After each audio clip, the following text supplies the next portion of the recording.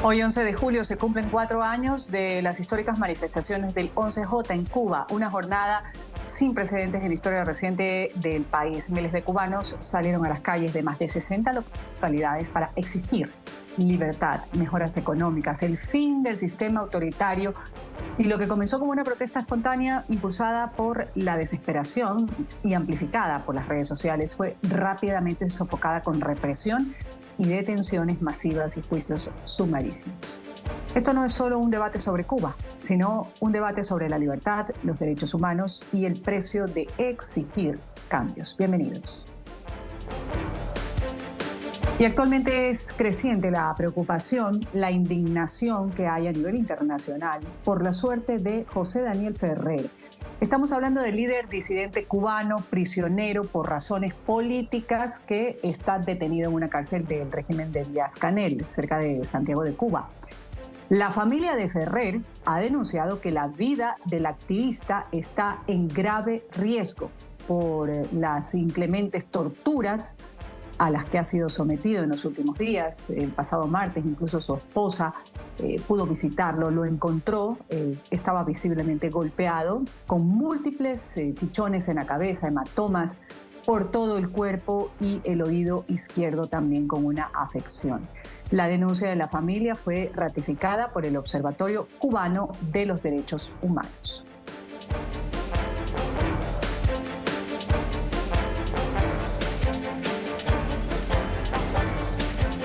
Vamos inmediatamente a dar la bienvenida a quienes integran el panel el día de hoy, mostrando todos sus ángulos sobre lo que pasa en Cuba. Ana Belkis Ferrer García.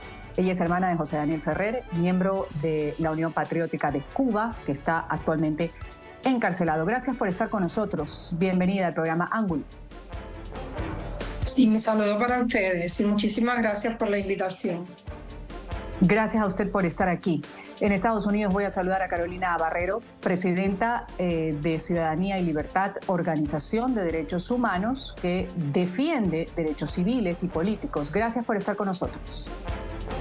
Gracias a ustedes, un gran saludo a la gran familia de NTV 24. Gracias por contar esta conmemoración del 4 de julio, del 11 de julio. Y en España también le doy la bienvenida a Javier Larrondo. Él es presidente de la ONG Prisoners Defenders. Bienvenido, gracias por estar con nosotros, Javier. Es un placer, muchas gracias a vosotros por la atención sobre este tema. Gracias a los tres por participar. Ana, voy a empezar dándole la palabra a usted. Lo relataba hace un momento, muy brevemente, cómo está su hermano disidente, que según han presentado la denuncia sus seres queridos, pues el líder opositor es objeto de golpizas severas, además, que se dan dentro de la prisión en donde está internado desde hace algún tiempo. ¿Qué nos puede contar sobre la situación actual de su hermano? Adelante. Bueno, a mi hermano, el día 25 de junio, la dictadura de Raúl Castro y Díaz-Canel dio la orden a los mafiosos militares de la prisión de Mar Verde para que lo comenzaran a golpear de manera brutal, de manera salvaje, a torturarle de manera sistemática y muy cruel y a someter a abusos y humillaciones en su contra. Ellos comenzaron la golpiza, luego mandaron a un equipo que tienen, a un grupo de personas que supuestamente o tratan de hacer creer que son reclusos, pero estamos seguros que al menos parte de ellos no son reclusos, sino agentes de la policía política de la dictadura, que le están amenazando a José Daniel con que, esto lo supe ayer a través de Nelva, ayer en la tarde, que las amenazas de estos matones al servicio de la dictadura son las siguientes, que lo van a matar antes de que vaya a ganar el premio Andrei Sájarov y de que cada sanción que le imponga el gobierno de los Estados Unidos la va a pagar José Daniel, que van a arremeter contra él por cada sanción y se la van a cobrar a él. Ese día pues lo dejaron inconsciente, tirado en el piso. De la manera más cruel y salvaje golpearon a mi hermano toda esta cantidad de personas, si es que se le puede llamar personas. Al día 5 dejan verlo, correspondía a la visita familiar, solo permitieron verlo unos minutos para que ellos trajeran el mensaje a todos los cubanos, el mensaje de terror, el mensaje para que atemorice al resto de la población, para atemorizar, perdón, al resto de la población cubana. Fue horrible en las condiciones en que lo vieron, muy debilitado, estaba cumpliendo 11 días en huelga de hambre, en protesta por todo lo que le estaban haciendo. Y bueno, ahora al día 8 le permitieron a Nelva verle determinado tiempo, y ese día 8 pudo corroborar que el día 5, cuando lo regresaron para el destacamento, que recordemos fue preparado a fines del año pasado, para introducirlo a él ahí con todas las personas al servicio de la dictadura. Y corroboró que a las 6 de la tarde del día sábado, día 5, no fueron ni 6, ni 10, ni 11. Mandaron a 13 sicarios de la dictadura, filmando todo lo que le estaban haciendo. Lo golpearon salvaje y brutalmente. Le introdujeron un palo en la boca que le lastimó la garganta, le causó heridas en la boca. Le pusieron un embudo, le colocaron un embudo y a la fuerza le hicieron tragar una sopa en estado de descomposición, una sopa de picadillo podrido.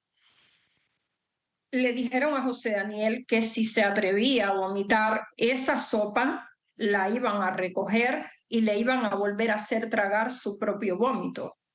Le volvieron a repetir que lo van a matar antes de permitir que gane el premio Andrei Sájarov, y que va a pagar por todas y cada una de las medidas que el gobierno de Donald Trump le imponga a la dictadura. Ellos dicen al pueblo. Nelva lo pudo ver totalmente golpeado, con chichones, como usted ha dicho, chichones en la cabeza, con la garganta lastimada, con dificultad para hablar, con heridas en la boca, con marcas de estrangulamiento, con marcas de uñas.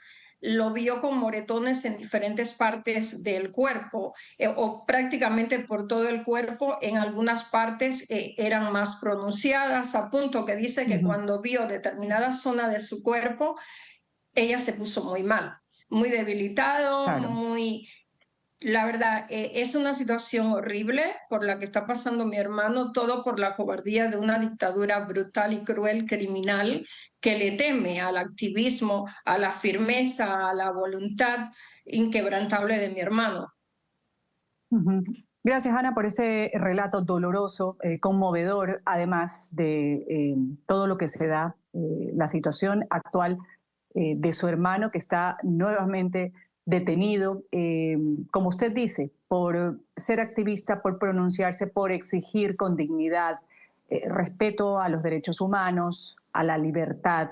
Ya se escuchó esto como un eco muy grande hace 4 años. Quiero ahora darle la palabra, antes de pasar con Carolina, a Javier. Javier, ¿ustedes cómo recuerdan? Ustedes que han estado muy cerca de todas las personas que son aprehendidas, detenidas, simplemente por exigir lo que consideran justo en una sociedad.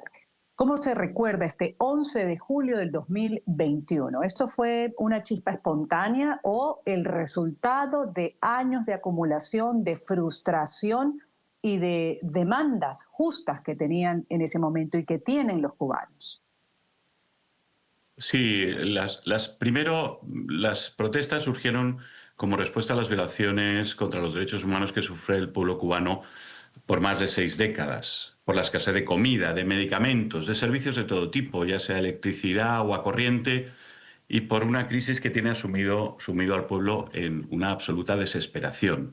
Cuando surgieron, casi todos los que trabajamos en este ámbito lo vimos con ilusión. La verdad que incluso veíamos las caras de ilusión de la gente, ¿no? Había gente llorando por las calles, ilusionada por poder expresarse por primera vez en 66 años, ¿no? La situación ha derivado o se inició con entre 5.000 y 8.000 detenciones en todo el país, tal y como dice Naciones Unidas, no lo digo yo. En 2024 sacó una carta acusatoria contra Cuba en donde decía explícitamente que habían detenido entre 5.000 y 8.000 personas, más de 2.000 fueron procesadas Y de hecho, desde el 1 de julio hasta la fecha, no todos del 11 de julio, pero desde el 1 de julio hasta la fecha, nosotros hemos contabilizado 1.844 presos políticos en Cuba. Ahora son 1.158, de los cuales 751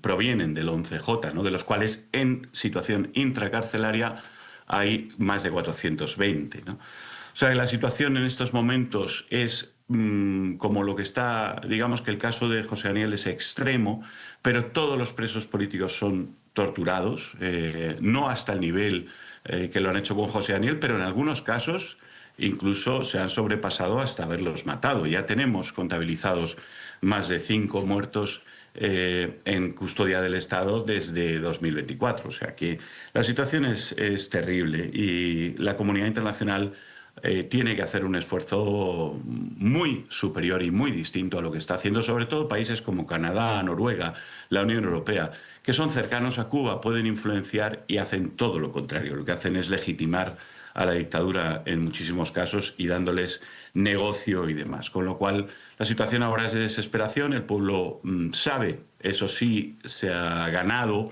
La narrativa la ha perdido el régimen. Ahora el 90% del pueblo cubano sabe que está regido por una banda criminal, criminal de lesa humanidad, y en estos momentos, bueno, pues lo único que mantiene en el poder a ese régimen es el absoluto terror que ejercen contra la pacífica población, ¿no? Indefensa, ¿no?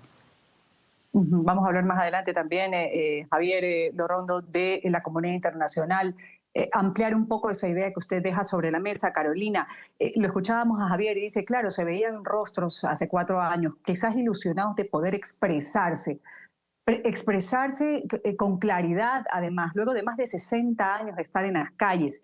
Quiero preguntarle, ¿cuál era el mensaje, Carolina, el mensaje central que llevaban los manifestantes aquel día, el 11J, más allá de las consignas que se hicieron internacionalmente conocidas? Mira, el 11 de julio había sido un sueño anhelado por 60 años. Los cubanos siempre dijeron, el día que todo el mundo salga para la calle es el día que se va a caer la dictadura. Esto era una cosa que se decía en las familias, lo decían los jóvenes en las calles, era una especie de eso, de sueño anhelado, que el 11 de julio de 2025 se hizo realidad. Y eso era el espíritu que tenía la gente en la calle. De hecho, creo que yo estaba en Cuba ese día, estaba en prisión domiciliaria y yo hablé con la vecina de los bajos de mi casa, hablé con personas mientras tuve internet por WhatsApp, y lo que pensábamos todos era que la dictadura iba a caer. Es decir, porque había sucedido aquello que había sido impensable durante tanto tiempo. Toda Cuba salió a las calles. Al principio tú decías una protesta histórica sin precedentes recientemente. Yo te diría que incluso en la historia de Cuba, porque aunque en los años 30 tuvimos unas huelgas inmensas y paros nacionales que llegaron a varias ciudades, Santiago de Cuba, La Habana, Camagüey y otras ciudades del centro, nunca en 60 localidades, estamos hablando de toda la isla, desde Pinar del Río hasta Guantánamo. En todas las provincias hay, cuando uno ve el mapa de las protestas, personas en las calles de manera espontánea, sin caudillos, sin liderazgo. Algo que realmente yo creo que es un hito importante también, no solo para Cuba, sino para la región latinoamericana. Una protesta de estas características que no solo incluyó el 11, siempre hablamos del 11 de julio porque empezó ese día, pero también el 12, el 13 y hasta el 14 quedaban algunas protestas en la localidad de Rela. De hecho, el 12 de julio se vivieron algunos de los hechos más violentos y más paradigmáticos, especialmente en La Huinera, en Toyo, que nos ha dejado además esas imágenes también históricas de jóvenes cubanos que lograron volcar patrullas y alzar la bandera. Realmente había y todavía lo hay, porque el espíritu del 11 de julio no ha podido ser sofocado a pesar de la represión, a pesar del terror que ha expandido la dictadura, a pesar de los cientos, en un inicio miles de presos políticos que aún siguen en el orden de los 1000, a pesar de las torturas a líderes de la oposición como José Daniel Ferrer. Y quiero apoyar lo que ha dicho Belkis antes y hablar de José Daniel Ferrer, porque lo que le está pasando a él no es casualidad. Él ha sido uno de los líderes indiscutibles de la oposición durante años. Estamos hablando de que esta es la 4ª vez que José Daniel Ferrer está preso, con una determinación inquebrantable. No hace mucho José Daniel lo sacaron de la prisión a principios de año, después de una promesa que el régimen dio supuestamente por el jubileo católico, y él desde que salió hizo una labor humanitaria en su barrio, en Palma Soriano, de asistencia a las personas en Cuba. Porque desde el 11 de julio hasta la fecha, si la situación entonces en el 2021 era desesperante, lo único que ha hecho es la decadencia en todos los sectores, en todos los ámbitos aumentar, porque obviamente el régimen no ha atendido ninguno de los reclamos que ese día la ciudadanía puso sobre la mesa, y la situación en Cuba es una situación de deterioro, de corrupción y de decadencia, 4 veces peor o más si se cabe de lo que era entonces. Y José Daniel atendió y supo atender, acabado de salir de la prisión, a los más necesitados a pesar de las amenazas, y por eso hoy vuelve a estar ahí. Es una situación 4 años después desesperante, pero que aún mantiene el espíritu y la reivindicación inicial que motivó, si acaso más aún ahora, a todas las personas que salieron ese día a protestar. Vamos a hablar de ese espíritu, esa motivación que, dice Carolina, motiva a muchas personas, motivó aquel 11J y que mantiene o se mantiene quizás encendida en muchos cubanos. Hablaba también de un sueño, de lo que había pasado ese 11J hace 4 años, pero para muchas familias ese sueño quizás se convierte en una pesadilla.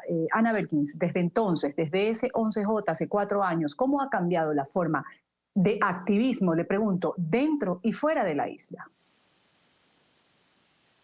Bueno, la verdad, las formas varían siempre. Yo digo que no son todas las personas que tienen la capacidad y la voluntad para mover pueblo, para mover personas como la tiene José Daniel, como la tiene Félix Navarro, Manuel Otero Alcántara, Michael Osorbo, solo por citar algunos ejemplos, ¿sí? Entonces, generalmente suele suceder, lo mismo pasó en el 2003 cuando la Primavera Negra, la dictadura arremete contra los líderes, ¿verdad? Y posteriormente pues deja claro el mensaje de terror, de crueldad. Y la mayoría de las personas se asustan, las mayorías de las personas cogen miedo. Cuando el 11 de julio, la verdad que fue gran parte del pueblo cubano la que demostró su valentía, su determinación, sus ganas de libertad, de justicia, pero esos deseos días después se vieron, como quizás vamos a llamarle opacados. Fueron muchos días de emoción, tanto dentro como fuera de Cuba, y luego la emoción, en mi manera de parecer, en mi humilde opinión, luego, esas ganas, esos deseos, como que se pasmaron, ¿no? Por decir de alguna manera. Fuera de Cuba, pues se le quita la emoción a las personas, muy pocos son los que sostienen su voluntad por hacer por la libertad de Cuba, y dentro de Cuba el miedo paraliza a muchas personas. A raíz de todo lo que está pasando en Cuba, del hambre extrema, de la miseria extrema, la escasez, las personas que se mueren en los hospitales, en sus casas, porque ni siquiera llegan a salir al hospital, o en un policlínico esperando una ambulancia, pues las personas se han determinado más. Quizás han dicho, más vale hacer algo que morirme aquí con los brazos cruzados. Pero de igual manera la dictadura arremete con gran saña sobre las personas, y muchos se limitan. Entonces, bueno, podemos ver cuando liberan a José Daniel, como de repente en cuestión de días, como algo como si fuera magia, vuelve José Daniel a movilizar personas, ¿no? De manera, bueno, vamos a decir como diría, de manera, no sé si decir planificada.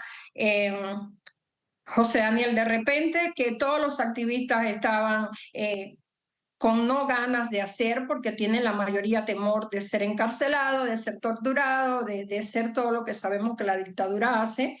De repente José Daniel pues empieza a mover y a llamar, a atraer a muchas personas. José Daniel no solo estaba ayudando a cientos de cubanos, dándole alimentos gracias al apoyo de también los cubanos solidarios en Estados Unidos y en otras partes del mundo. No, José Daniel tenía allí un equipo de más de 30 personas. Esas 30 personas, algunos eran miembros de UNPACU y otros eran colaboradores ya de UNPACU en ese momento. Los activistas de la Unión Patriótica de Cuba, que una vez que liberan a José Daniel, la dictadura hizo lo mismo que acostumbra hacer siempre. Empezó a impedirle a los activistas que sabían ellos que iban a estar en primera fila junto con José Daniel, inclusive hasta la llegada a la sede. Comenzaron a quitarle el dinero, teléfono, todo, a detenerlos, a amenazarlos e inclusive a encarcelarlos, como hicieron con Alexander Verdesia de Río Cauto en Granma, que se lo llevaron cuando se disponía a salir para la sede principal de UNPACU en el aeropuerto Altamira, Santiago de Cuba, y lo tienen aún preso en la prisión de Las Mangas, de igual manera en condiciones crueles, inhumanas y degradantes, amenazado él y amenazada también su familia. ¿Qué le puedo decir? Que hay personas, perdón, sí. Vamos a dejarlo hasta ahí. Quiero, antes de irme a la pausa comercial, sacar una conclusión breve antes de este corte de Javier, hablando sobre lo que hemos citado aquí, a pesar del terror, del horror que han tratado de expandir por parte del régimen de Díaz-Canel en Cuba. A pesar de la dictadura, hay una determinación inquebrantable que todavía se mantiene en algunos de sus líderes, pero la pregunta aquí, como sucede en Cuba, como sucede en Venezuela, como sucede en Nicaragua quizás, es a dónde se dirige esa intención inquebrantable de algunos. Bueno, en la actualidad, una de las herencias más importantes del ONCJ es que Cuba ha perdido al pueblo. Es decir, ya no hay pueblo detrás del régimen de Cuba. Esto es fundamental, porque ningún régimen se acaba sosteniendo en el tiempo si no tiene pueblo. La segunda circunstancia negativa es el terror, porque, como bien decíamos, todo el mundo esperaba que Cuba saliera a la calle y esperábamos que cuando saliera la gente a la calle aquello no pudiera reaccionar. No, lejos de no reaccionar, lo que hicieron fue salir con bates de béisbol y palos a dar paladas y palos a la gente sin parar, haciendo estragos en las calles. Incluso les tiraban piedras, cosa que luego les han dicho de los manifestantes, pero en los vídeos se ve claramente cómo eran los policías. Entonces el terror es otra cosa que ha quedado. Entonces hay dos fuerzas, una fuerza del pueblo cubano que se ve sometido, que ahora sí reconoce que están gobernados por una banda de criminales, y la otra es el terror. De manera que para romper esas fuerzas tienen que darse unas circunstancias fortuitas, tiene que darse una situación coyuntural como la que se da en este momento, que se daba en el 2021, pero ahora todavía es peor, porque los cortes de electricidad y las carencias aún son peores y la miseria aún es peor. Y luego hay otro factor que es muy importante, y es que se ha ido más de 1 millón de personas de Cuba en este tiempo. Eso significa que el régimen ha expulsado, vamos a llamarlo así, expatriado forzosamente a los más conflictivos para el régimen, a los más difíciles de controlar, y además ha habido muchísima gente que ha tenido la fuerza de arriesgarse a un exilio como es el exilio cubano, durísimo, simplemente por no volver a sufrir nada de parecido en Cuba. Con lo cual todo ese melting pot nos da ahora una situación de incertidumbre absoluta, pero sí esperanza en el futuro. Es decir, ya no hay pueblo detrás del régimen cubano. Esto es vital. Vamos a volver luego a hablar de esta incertidumbre, esta esperanza, también el pronunciamiento que tiene la comunidad internacional, que a veces parece no ser suficiente. Una pausa comercial pequeña en Ángulo y seguimos con el panel hablando de Cuba. Continuamos con Ángulo por NTN 24, el canal de las Américas.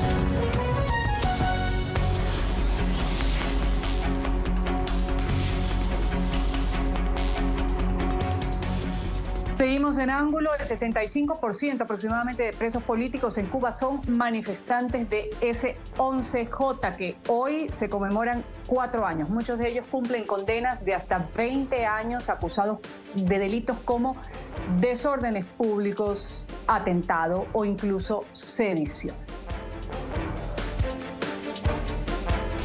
Pero con Díaz Canel no sé qué ha pasado, honestamente te lo digo. No sé. Ha llevado esto demasiado tenso y todo es la COVID, ¿me entiendes? Y el bloqueo, pero tú no me hablas en ningún momento, cada vez que vas a hablar al pueblo de comida, darle alimento al pueblo, que es lo que más mayormente es la crisis que hay en este momento aquí en Cuba. Sabemos que en Cuba todo el mundo está alborotado, unos a favor del gobierno y otros a favor de las cosas malas, pero bueno, no debe de ser. Esto que está ocurriendo no es beneficioso a ninguno. ¿Me entiendes? ¿Por qué? Porque todos debemos luchar por la paz, que es lo que necesitamos dentro del país. Carolina, ¿cómo fueron, y después de escuchar los cargos por los que han sido detenidos, están cerca del 65 o 70% presos después de este 11J? ¿Cómo fueron los interrogatorios? Si podríamos explicarlo a la teleaudiencia en América Latina.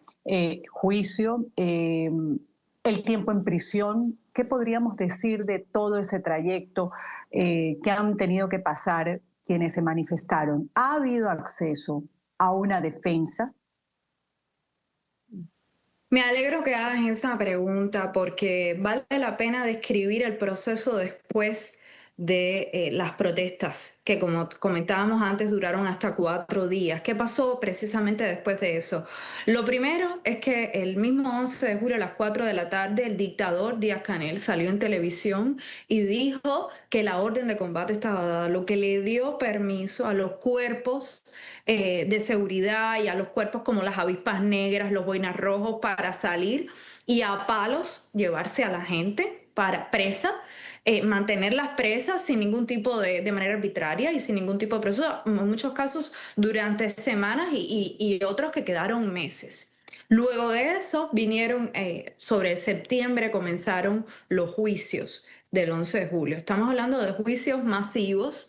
30 personas podían perfectamente bien ser juzgadas en un juicio sin acceso a la debida justicia. En Cuba, para la audiencia latinoamericana que no lo sepa o que no esté al tanto, no existe la abogacía independiente. Es decir, todos los abogados son del Estado para poder ejercer, para poder, por ejemplo, participar en un juicio y defender a un niño menor de edad que estaba siendo juzgado. Como sucedió muchas veces, la madre no podía contratar a un abogado independiente. Solamente los abogados del Estado. Y estos abogados, en la manera en la que operan, están obligados a informar muchas veces al Ministerio del Interior, a la seguridad del Estado, a los agentes que muchas veces se presentan en los bufetes colectivos o se presentan en casa de estos abogados a preguntar por el proceso.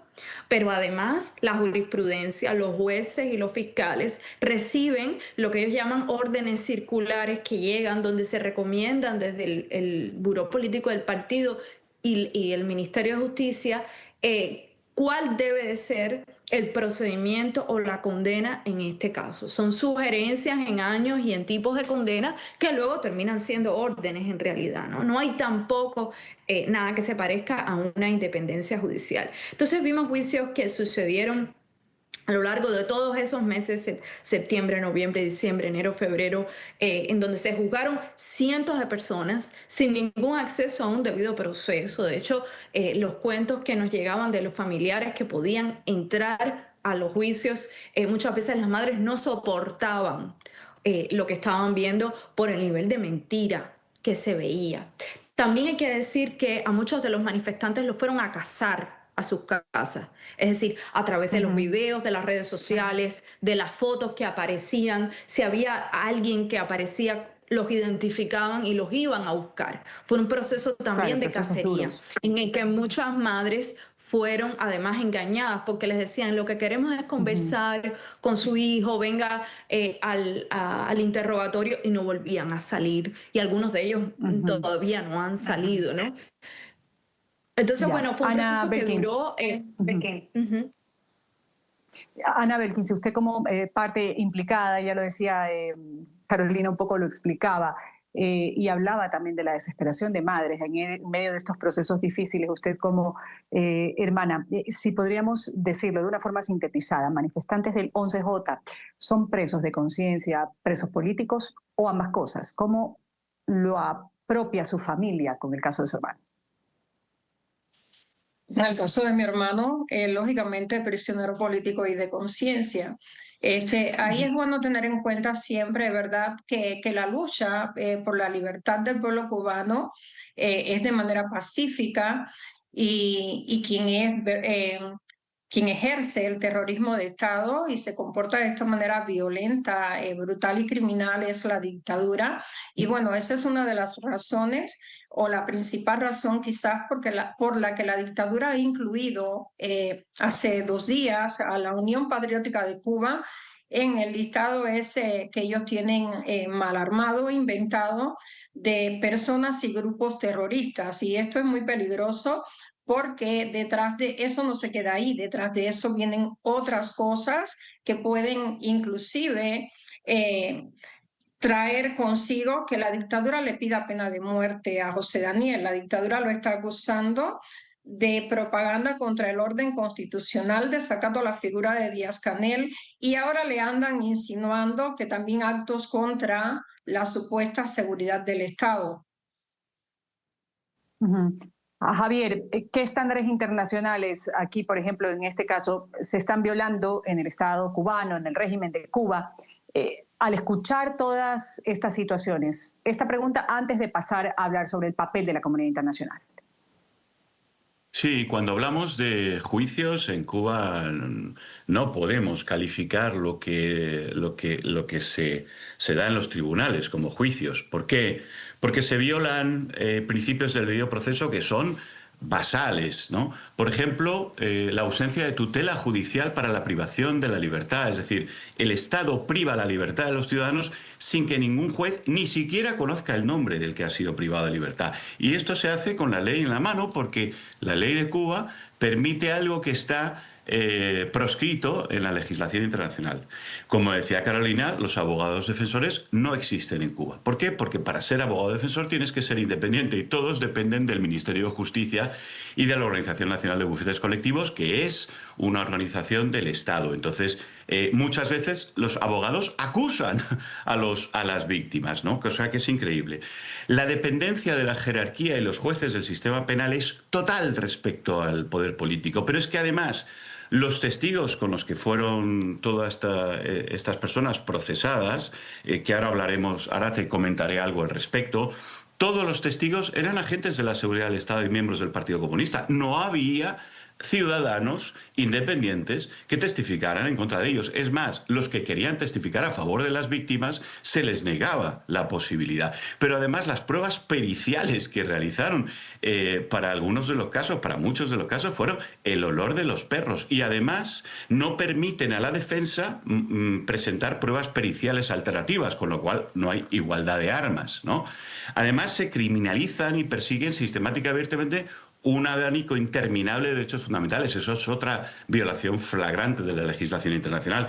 Además, los tipos delictivos están proscritos por Amnistía Internacional, por Naciones Unidas, por el Comité contra la Tortura de Naciones Unidas, por todas las ONGs habidas y por haber, como desórdenes públicos, desobediencia, desacato, atentado, resistencia, sedición, instigación a delinquir, desobediencia penal precriminal, que es precriminal sin haber cometido crimen, o la propagación de epidemia. Todos esos delitos están proscritos en la legislación internacional. Y luego se utilizaron tribunales militares para juzgar a los civiles. Más de 100 civiles fueron condenados por tribunales militares, ¿no? Sí, dime. Javier, Sí, debo sí. irme a pagar un corte comercial. Enseguida volvemos luego del corte para hablar o andar esto de la responsabilidad que tiene la comunidad internacional ante toda esta realidad que se conoce de Cuba, los presos políticos de conciencia. Volvemos luego del corte comercial ya con las conclusiones del programa Ángulo. Continuamos con Ángulo por NTN 24, el canal de las Américas.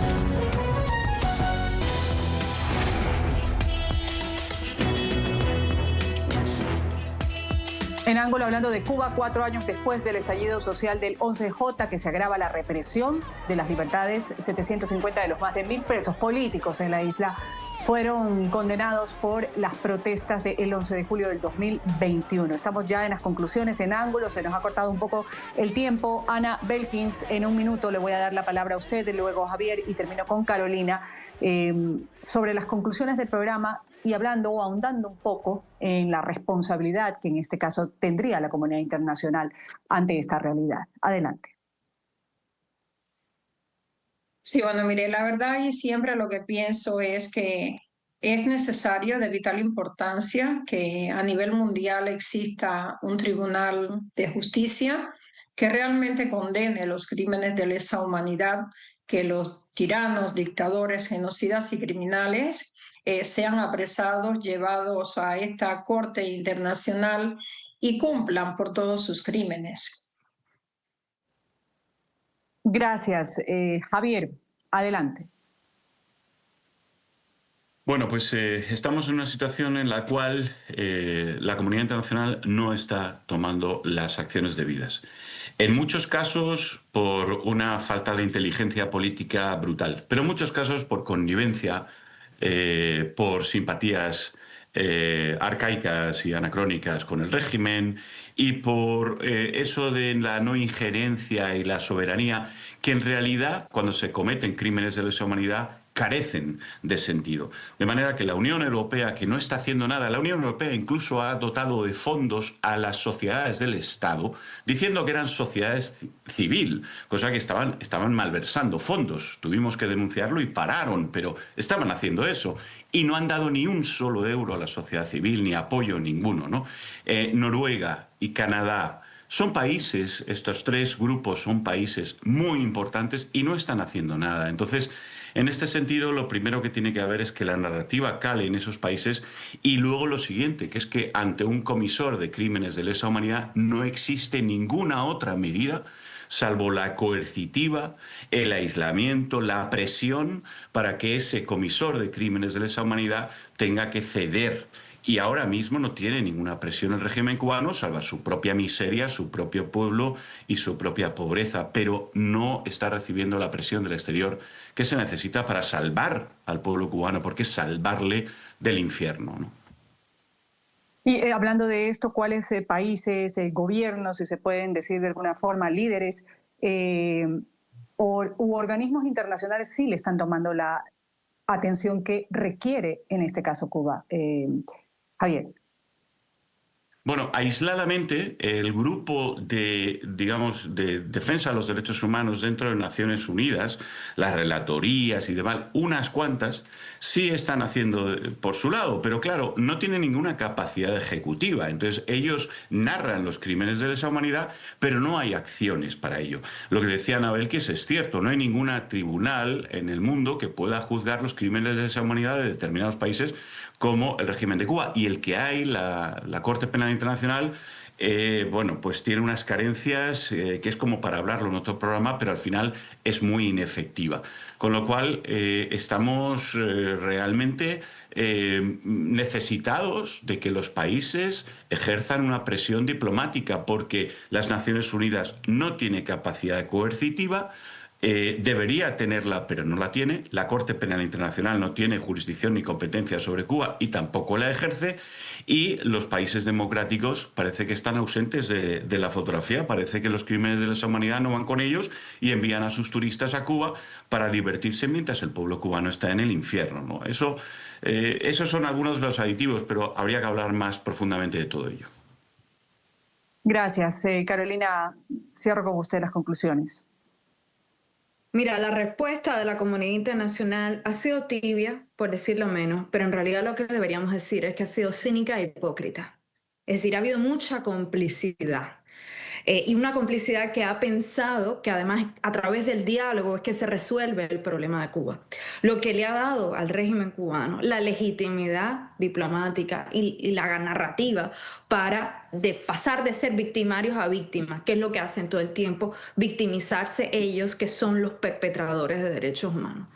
Con lo cual realmente sí, sin que en el caso de Venezuela incluso vimos una respuesta ineficiente, ineficaz, que no logró realmente apoyar todo lo que logró la oposición venezolana siendo la líder María Corina Machado la electa en las elecciones. En el caso de Cuba es todavía peor. En el caso de Cuba, la complicidad es todavía más evidente, la manera en la que se ha relegado y se ha dejado de lado a los cubanos que salieron a las calles ese 11 de julio, que siguen sufriendo las mismas consecuencias, aún peor que entonces de la represión y de la escasez, que es una escasez fabricada precisamente por el régimen cubano. Se ha mantenido igual y también ha aumentado. Por lo tanto, nosotros pedimos realmente a la comunidad internacional que abra los ojos, que se sincere, que apoye a los cubanos y no al régimen, y no es a través de diálogo, es a través de terminar con la impunidad. Porque los represores en Cuba, Raúl Castro, porque tiene nombre y apellido, ¿verdad?